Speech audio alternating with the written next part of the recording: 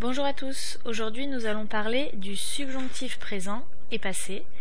Donc nous parlons de la conjugaison du subjonctif. Dans une autre vidéo, nous parlerons des emplois. Donc tout d'abord le subjonctif présent. Les terminaisons du subjonctif présent sont les mêmes pour les trois groupes, c'est-à-dire E, ES, E, IONS, IEZ, ENT. Pour conjuguer au subjonctif présent, il faut faire précéder le verbe de que. Donc vous pouvez utiliser l'expression il faut que, c'est plus facile. Ça donne il faut que je vois E, que tu vois ES, qu'il voit E, que nous voyons IONS, que vous voyez IEZ et qu'il voit ENT. Il faut remplacer par le verbe faire quand vous avez un doute. Exemple, vous devez écrire il faut que je vois mes amis, vous ne savez pas si vous devez écrire voix VOIS, donc indicatif présent, ou VOIE, subjonctif présent.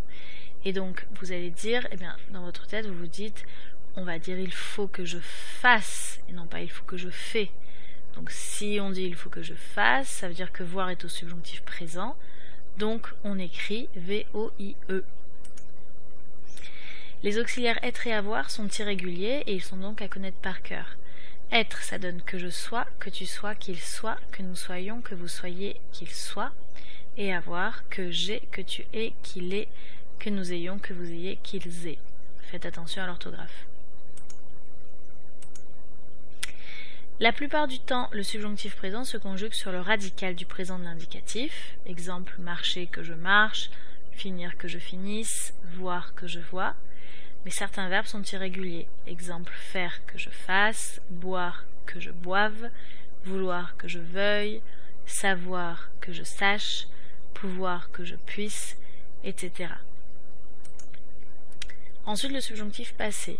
Le subjonctif passé se conjugue avec l'auxiliaire être ou avoir au présent du subjonctif, auquel on ajoute le participe passé du verbe. C'est-à-dire, il fonctionne comme n'importe quel temps composé. Et on fait bien sûr attention à l'accord du participe passé.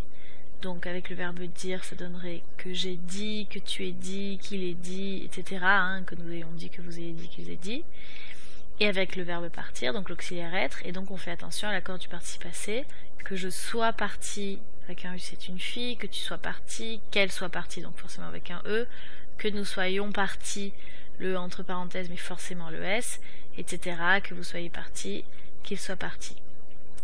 Voilà, merci, j'espère que vous avez bien compris. S'il y a un souci, vous pouvez me poser des questions. Au revoir.